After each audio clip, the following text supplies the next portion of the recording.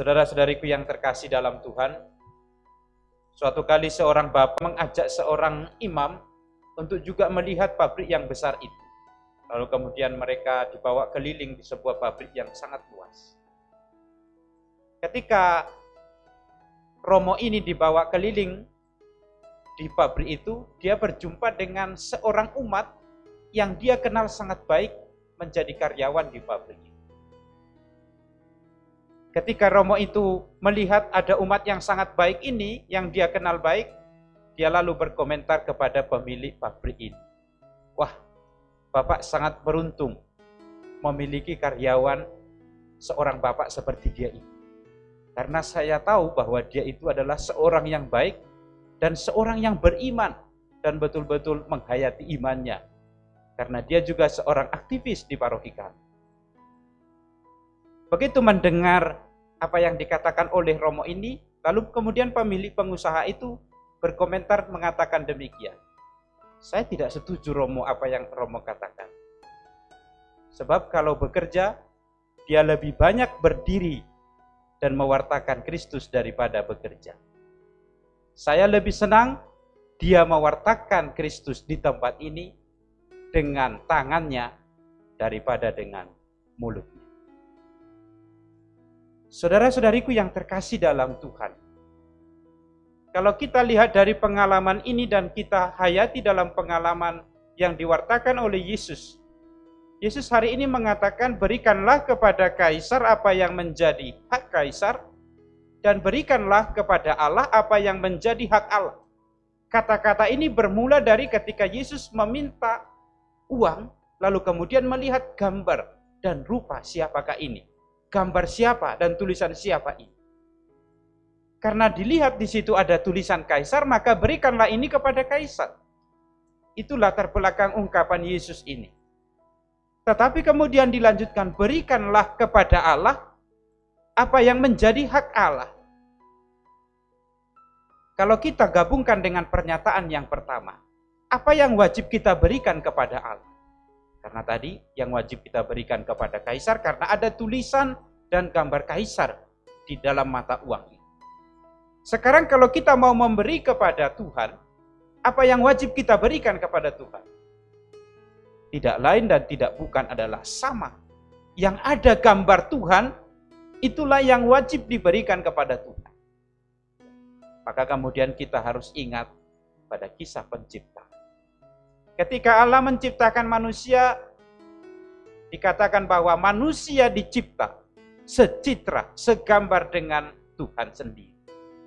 Karena itu, karena segambar, maka di dalam wajah kita ini sebenarnya ada wajah Tuhan, ada wajah Kristus. Ada wajah Bapa di dalam diri setiap orang yang dicipta. Karena tidak ada satupun dicipta yang tidak sesuai dengan gambar. Semua orang dicipta secitra dengan Tuhan. Maka setiap orang sebenarnya dipanggil untuk memberikan dirinya kepada Tuhan. Maka dikatakan, berikanlah kepada Kaisar apa yang menjadi hak Kaisar. Tapi jangan lupa, berikanlah juga kepada Tuhan apa yang menjadi hak Tuhan. Yaitu adalah manusia yang dicipta sesuai dengan gambarnya, secitra dengan Dia. Maka saudara-saudariku, apa kaitannya hal ini dengan Minggu Misi yang hari ini kita rayakan? Kita dipanggil tentu untuk menjadi wajah Kristus, wajah Tuhan di tengah-tengah kehidupan kita. Ketika orang ingin mengenal Kristus, dia tidak susah-susah mencari. Kristus yang ingin ku kenal itu di mana? Ketika dia sudah melihat wajah kita, melihat hidup kita, melihat perbuatan kita.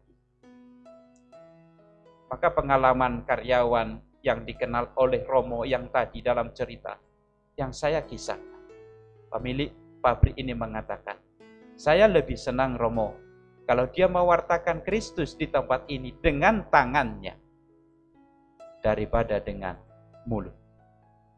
Karena rupanya Bapak ini sejak jadi karyawan di situ lebih sering berkhotbah daripada membereskan apa yang menjadi tanggung jawab.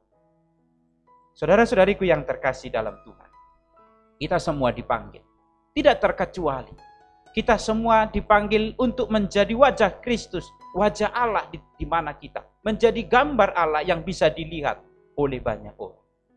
Maka panggilan kita ini adalah panggilan yang sangat misioner. Kita diutus untuk mewartakan Allah yang tersembunyi itu lewat kita semua. Maka kalau ada orang masih sulit menemukan Allah berhadapan dengan kita, itu karena wajah kita ini mungkin ditutupi oleh banyak hal yang tidak sesuai dengan rencana Allah sejak semula. Maka saudara-saudariku yang terkasih, mari kita mempersembahkan diri kita. Karena kita adalah milik Allah, kita persembahkan diri kita.